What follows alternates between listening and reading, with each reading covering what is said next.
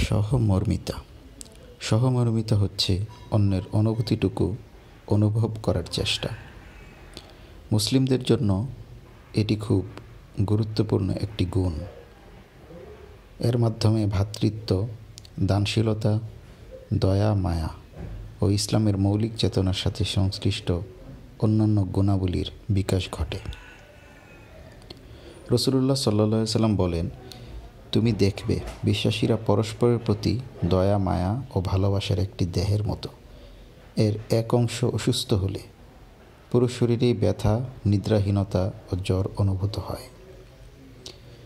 সহমর্মিতা ছাড়া অন্যের প্রতি দয়া, মায়া, ভালোবাসা, সহানুভূতি প্রকাশ করা কঠিন। সহমর্মিতা শৃঙ্খলা শেখানোর এক ধরনের উপায় রয়েছে। এতে করে শিশু তার নিজের ও অন্যদের আবেগ অনুভূতিকে বিশ্লেষণ করতে শেখে। সন্তানকে সহমর্মিতা শেখাতে হলে তাকে অন্যের অনুভূতি মূল্যায়ন করা শেখাতে হবে। সহমর্মিতা শেখানোর জন্য বাবা মা তারা যা করবেন, অন্যের দুঃখ কষ্ট তুলে ধরবেন। সে মন খারাপ করেছে, সে ভয় পাচ্ছে।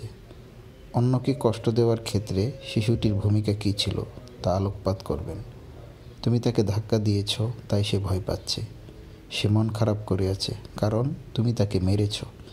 এরপর উপদেশ দিয়ে কিছু কথা বলবেন। অন্যকে সাহায্য করা খুব ভালো কাজ। যারা অন্যের উপর রহম করে, আল্লাহ তাদের রহম করেন, ভালোবাসেন। মনে করুন, একটি ব্যাগ তুলতে গিয়ে আপনার বাচ্চার কাছে সাহায্য চাইলেন, কিন্তু সে কানই তুলল না। তখন অল্প কয়েকটি কথার মাধ্যমে ব্যাপারটি সন্তানের কাছে ব্যাখ্যা করতে পারেন।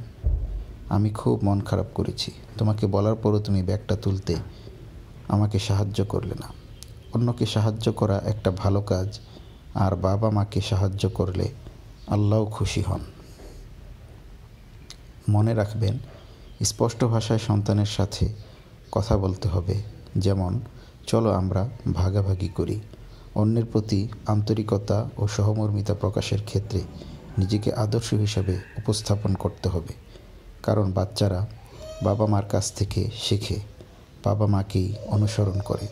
সন্তান যেন নিজেকে সহানুভূতিশীল ও পরোপকারী ব্যক্তি হিসাবে ভাবতে শেখে, তার জন্য উৎসাহিত করুন। সন্তানকে মানসিক বিকাশ সম্পর্কে সচেতন থাকতে শেখান। সন্তানের সাথে ইতিবাচক ভঙ্গিতে কথা বলুন, নেতিবাচক নয়।